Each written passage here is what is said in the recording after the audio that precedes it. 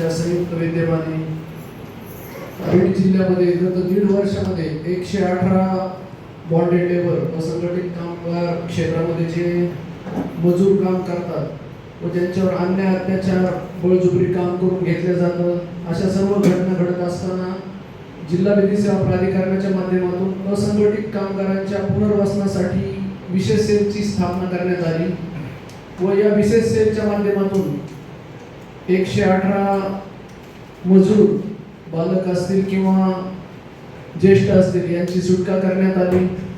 या संदर्भामध्ये आज या ठिकाणी आपण यासाठी कार्यशाळा ठेवलेली आहे की जे बेडबिगार रेस्क्यू होतात, जे कामगार रेस्क्यू होतात, त्यांच्या पुनर्वसन खूप महत्त्वाचा विषय असतो।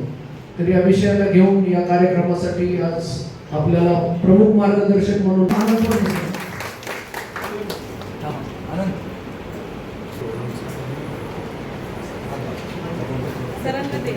आपण टाळ्याच्या गजरामध्ये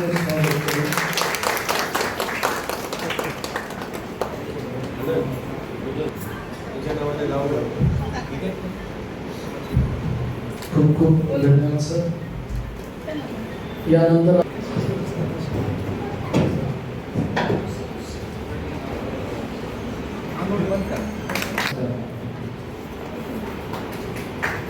सर्वांनी टाळ्याच्या गजरामध्ये इकडे बघा समोर, दादा समोर बघा। धन्यवाद सर। यानंतर जमुनाबाई ज्या धाराशिव जिल्ह्यातून आलेल्या आहेत,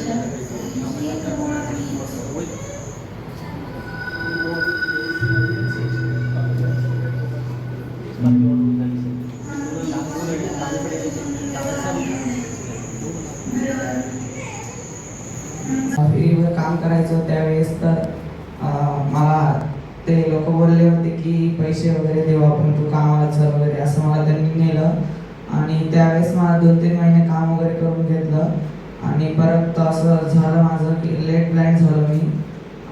त्याच्यातून त्यांनी मला म्हणजे आम्हाला दवाखान्यात वगैरे दीप हॉस्पिटलला आणलं बीडमध्ये, तर तिथं नाही घेतलं, तर त्यांनी जालन्याला जावं म्हणले, तर आम्ही जालन्याला गेलो गणपती नात्राला, तर तिथं बी नाही म्हणले आम्हाला, म्हणजे चेहऱ्यावर सगळी सूज आली माझ्या, तर त्याच्याबद्दल ते बोलले परिणिता हॉस्पिटलला जावा तुम्ही।